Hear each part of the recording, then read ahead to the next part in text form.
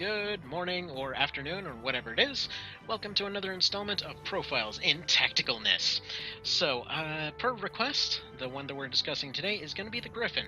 Now, this is a unit that has primarily served the role of a sort of hit-and-run ambush type of build that has been around since the beginning of the series, and as with many others, they have kind of gone and given this one a little bit of a different role throughout the series. So let's take a little bit of a peek here. So up on the top left there, we have the old March of the Black Queen variant. Its whole role was essentially you would pop one into pretty much any squad, and suddenly they become the high-flying type, and they'd be able to go everywhere, and you'd be able to zoom around the map like some kind of crazy person, and they were very good. Actually, you could pop them in the back row, you could get a big ol' wind AoE out of them and everything. They were very handy to have around.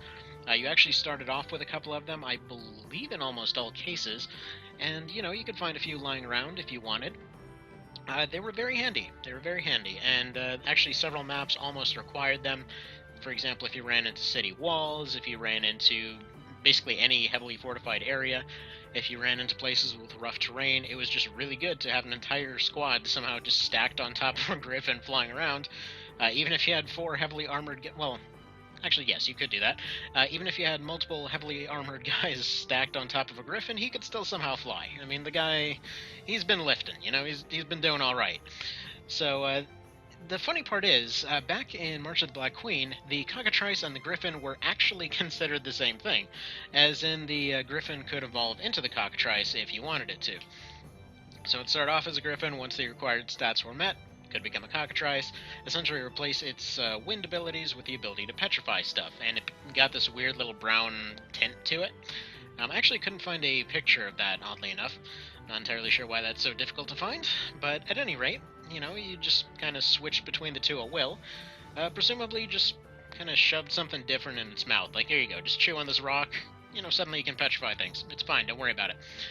So, we get to Ogre Battle 64 at that point, and at that point they did realize that, okay, perhaps the Griffin and the Cockatrice are two very entirely different things, so at that point they did finally start separating them. Actually, in the middle here, this guy with fancy blue beak is the Opinicus. That is the evolution of the Griffin, essentially just a flat upgrade to the guy.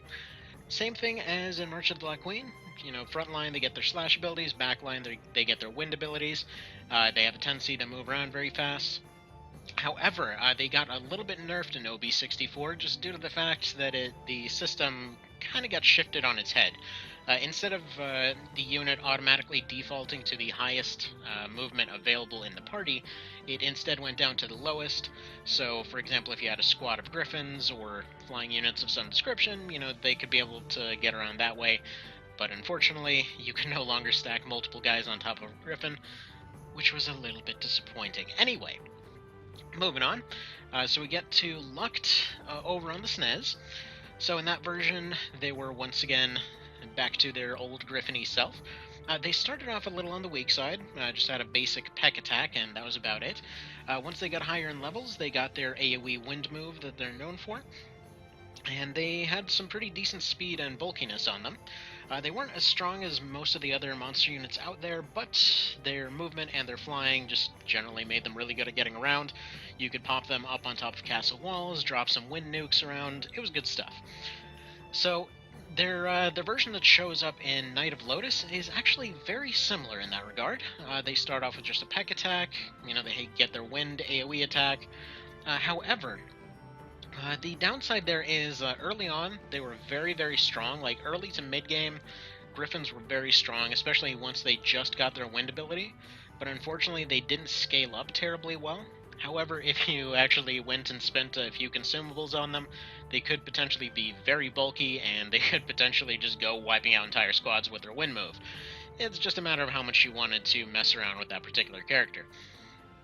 And then that basically brings us right over to the PSP remake. So in this one, well, they felt that early game was a little bit weak for them, so they got a few new abilities. They got Stunning Hook, they got Blood Siphon, they got Stun Breath. Essentially, they have their stun moves.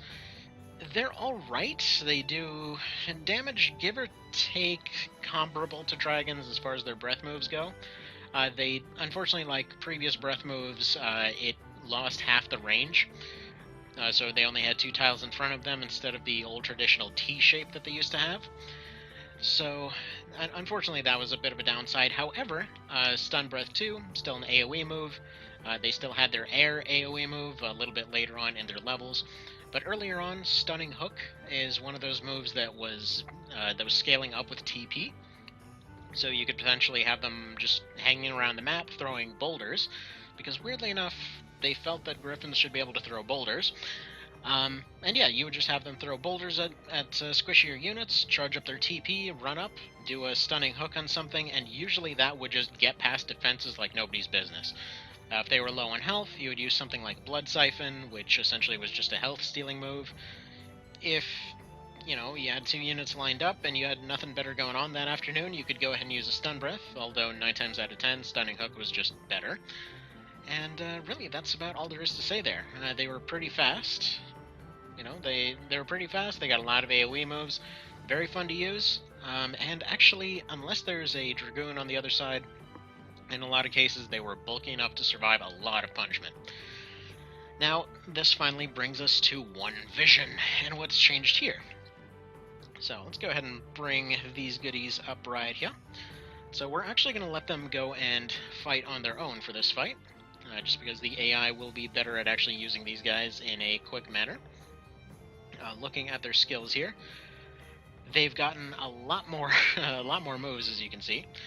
Dash was something they had in the original remake. I probably should have mentioned that as well.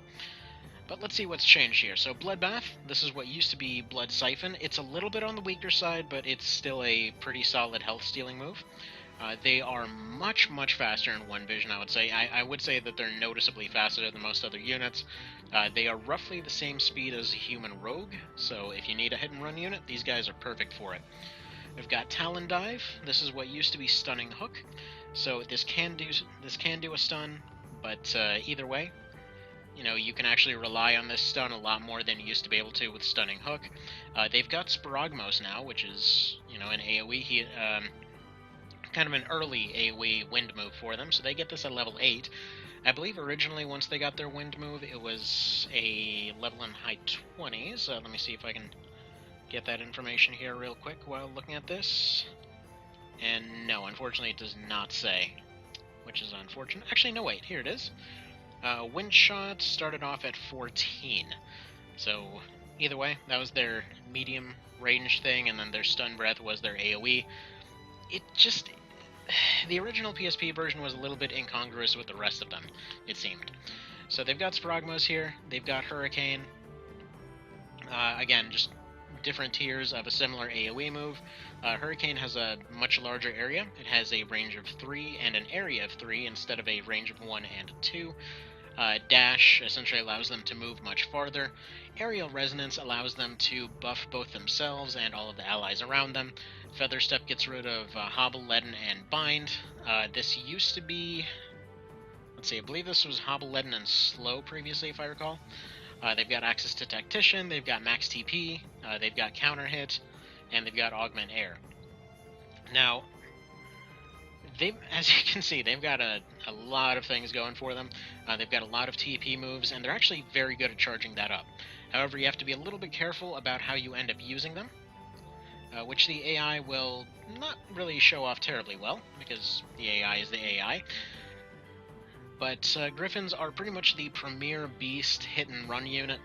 They can obviously get to any elevation because they're able to fly, and in most cases they're actually able to double turn a lot of units. So for example, if you have a few of them backed up by a Beastmaster, essentially what you can do is you can have that Beastmaster go and use his Catnip ability to speed them up, can use his Brewing ability to heal them up if needed, and essentially get them empowered as well. So essentially you would have them doing a ton of extra damage.